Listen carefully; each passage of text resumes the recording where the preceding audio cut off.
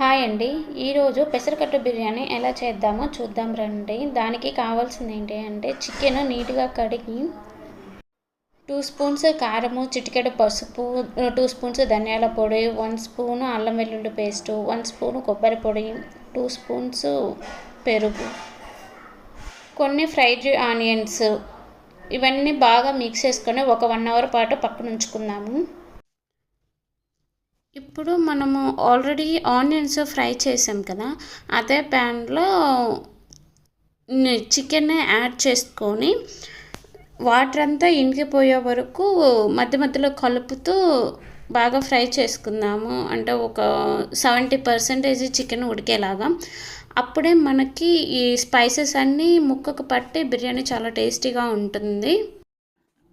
ఇప్పుడు ఈ చికెన్లో వాటర్ వస్తాయి కదా మనకి, ఆ వాటర్ అన్నీ ఇంకిపోయే వరకు చికెన్ని ఫ్రై చేసుకుందాము. ఒక 70% వరకు కుక్ అవుతుంది చికెన్. ఇప్పుడు కొత్తిమీర చల్లుకొని కొంచెంసేపు అట్లా వేడి చల్లారే వరకు పక్కన ఉంచుకుందాము. ముందుగా మనకి బిర్యానీకి కావాల్సినంత రైస్ నానబెట్టుకొని పెట్టుకోండి. ఈలోపు ఒక గిన్నెలో వాటర్ తీసుకొని మరిగించుకుందాము బిర్యానీ ఉడికించడం కోసము. దాంట్లో మన బిర్యానీ దినుసులు అన్నీ వేసి 2 పచ్చిమిరపకాయలు, 1 టేబుల్ స్పూను అల్లం వెల్లుల్లి పేస్ట్, 2 స్పూన్స్ ఉప్పు, ఇవన్నీ వేసి బాగా మరగనిద్దాము. మరిగిన తర్వాత ఆ వాటర్లో బియ్యం వేసుకుందాము.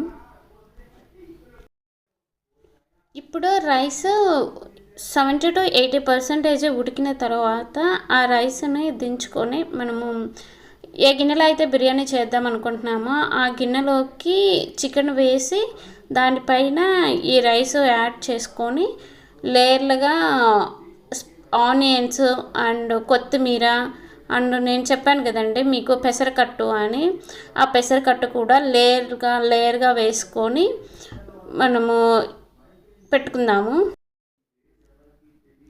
ఇది నేను ఎక్కడో చూసి చేసేది కాదండి, ఇది నా ఓన్ రెసిపీ. మీకు ఎవరికైనా ఈ పెసరకట్టు ఫుల్ రెసిపీ కావాలా అంటే కమెంట్ సెక్షన్లో కమెంట్ చేయండి, నేను పోస్ట్ చేస్తాను. అండ్ ఇంకొకటండి, ఇక్కడ నేను చికెన్ని ఫ్రై చేసుకున్నాను. మీరు ఫ్రై చేయకుండా నార్మల్గా మ్యాగ్నేట్ చేసుకొనైనా దమ్ బిర్యానీ చేసుకోవచ్చు. ఇంకా అంతేనండి, టేస్టీ పెసరకట్టు chicken biryani ready. Thank you.